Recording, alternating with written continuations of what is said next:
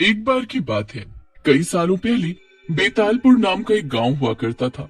वो गांव बहुत ही सुंदर, बहुत ही शांत था। लेकिन कुछ समय से गांव में रहने वाले लोगों का व्यवहार थोड़ा बदला बदला सा लग रहा था। वो लोग ना तो किसी से बात करते थे और ना ही कभी हंसते थे।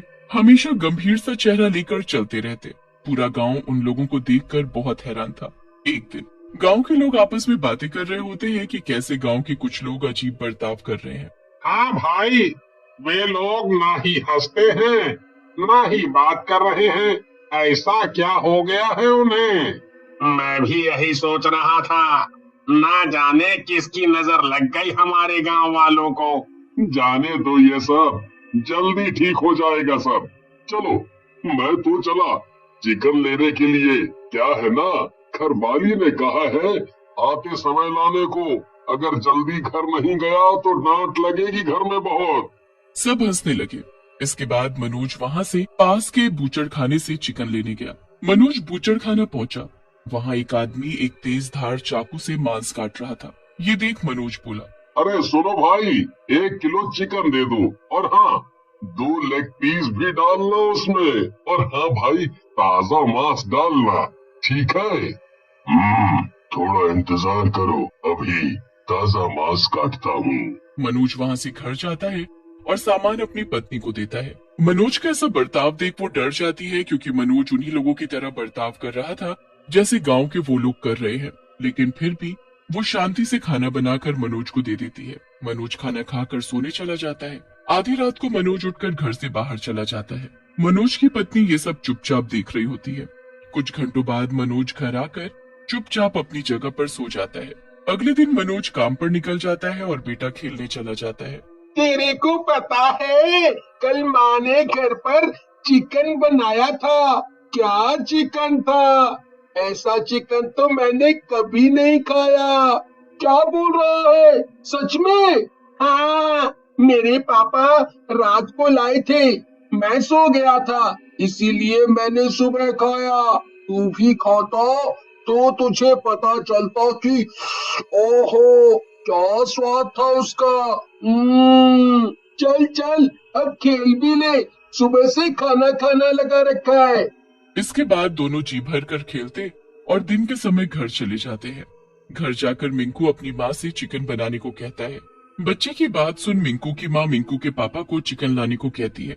शाम होते ही मिंकू के पापा उसी बूचड़ खाने में चिकन लेने चले जाते हैं। कोई है यहाँ? क्या चाहिए? चिकन देना भाई, 1 केजी ताजा चाहिए। ये भी कोई कहने की बात है? हाँ भाई, ताजा ही चाहिए। इसके बाद कसाई नया मुर्गा काटता है। वो भी बेसुध हो जाता है और घर चला जाता है। तभी वहाँ पर एक आदमी आया। सुन भाई, आधा किलो मटन दियो। कितनी बदबू है यहाँ। सुन भाई, मैं बाहर हूँ, हैं? तुम काटो तब तक, हैं? मैं बाहर इंतजार करता हूँ। ये गंध मुझसे नहीं सही जाएगी। तुम काटो, ठीक है? नहीं, बाहर मत जाओ, यहीं रहो। देख लो कौन कौन से टुकड़े चाहिए। अरे भाई, कोई भी डाल दे, बस मटन होना चाहिए। कुछ देर बात करने के बाद भी वो लड़का नहीं रुका और बाहर चला गया। थोड़ी देर बाद कसाई ने उसे बुलाया और जैसे ही वो आया उसके मुंह की तरफ धूल फेंक दी और धूल सूंघते ही वो बेसुध हो गया और मटन लेकर चला गया। इसके बाद रवि घर आकर अपनी पत्नी को सामान देकर वहाँ से चला गया। तभी मिंकू अपने पापा के पास आता है। पापा, मुझे खिलाना चाहिए। पापा सुनो ना मेरी बात, सुन क्यों नहीं रहे हो पापा? पापा सुनो ना।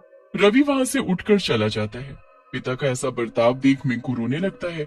मिंकू को रोता देख उसकी माँ उसे चुप कराने आती है। क्या हुआ मिंकू, रो क्यों रहा है?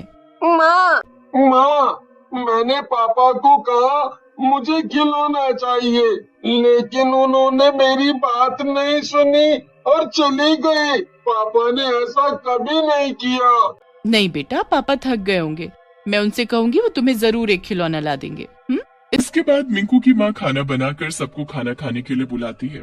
लेकिन वो देखती है कि रवि अजीब बर्ताव कर रहा है। यहाँ तक कि रवि और खाना भी नहीं मांग रहा है। खाना खाकर रवि सोने चला जाता है। रात होते ही रवि कहीं बाहर चला जाता है और जब लौटता है तो उसके आने की आवाज सुन रवि की पत्नी की नींद खुल जाती है। रवि को इतनी रात को कहीं से आता देख वो रवि से पूछती है, लेकिन रवि बिना कुछ बोले सो जाता है। अगले दिन रवि की पत्नी तालाब से पानी ला रही होती है, तभी उसे गोलू की माँ मिलती है। कैसी हो बहन? मैं ठीक हूँ। क्या हुआ, परेशान लग रही हो? क्या बात है? क्या बताऊं दीदी, गोलू के पापा कुछ दिनों से गांव के उन अजीब लोगों की तरह बर्ताव कर रहे हैं। क्या कह रही है? मेरे पति का बर्ताव भी उन्हीं लोगों के जैसा हो गया है। तुझे पता है, रात को अचानक चले जाते हैं, फिर लौट के चुपचाप सो जाते हैं। पूछो तो जवाब तक नहीं देते। सुनो बहन, हमें अपने पतियों पर नजर रखनी होगी। पक्का उनके साथ कुछ गलत हो रहा है। आज जब वो रात को जाएंगे तो हम उनका पीछा करेंगे, ठीक है? ठीक है। अब मैं चलती हूँ। रात होते ही दोनों अपने पतियों का पीछा करने लगी। उन्होंने देखा कि दोनों बूचड़ खाने जा रहे हैं। दोनों के दोनों चुपके से ये देख रही थी। रवि, मनोज और गांव के बाकी लड़के भी उस बूचड़ खाने की सफाई कर रहे थे। करो करो करो, काम करो। तुम सब मेरे गुलाम हो। तुम सब की आत्मा जब तक मेरे पास कैद है, कोई तुम्हें बचा नहीं सकता। रवि की पत्नी की नजर किनारों में लटकी कांच की बोतलों पर पड़ती है। देखो, मुझे लगता है वही सबकी आत्मा है। हमें उसे ही तोड़ना होगा। ध्यान से, उन बोतलों को कुछ न होने पाए। तुम सब आजाद हो जाओगे तो काम कौन करेगा? इसके बाद रवि की पत्नी ने सारी कांच की बोतल तोड़ दी। अचानक सभी होश में आ गए। ये क्या कर दिया? तुम्हें अब मैं छोड़ूंगा नहीं। अरे हम सब यहाँ क्या कर रहे हैं? छोड़ो, मेरी पत्नी को छोड़ो। सबके सब भूत से रवि की पत्नी को छुड़ाने लगते हैं। अचानक ही वहाँ पर रखी लालटेन नीचे गिर जाती है और वो बूचड़ खाना जलने लगता है। सब वहाँ से बाहर आने लगते हैं। इसके बाद बूचड़ खाना जलकर गायब हो जाता है। हम सब यहाँ, और ये सब क्या हो रहा था? मैं बताती हूँ। यहाँ काम करने वाला वो कसाई जिंदा इंसान नहीं बल्कि एक प्रेत था। उसने आप सबकी आत्माओं को अपने यहाँ कांच की बोतल में बंद करके रखा था ताकि वो आप सभी को अपना गुलाम बना सके। इसके बाद सब घर चले गए और पहले की तरह आम साधारण सी जिंदगी बिताने लगे।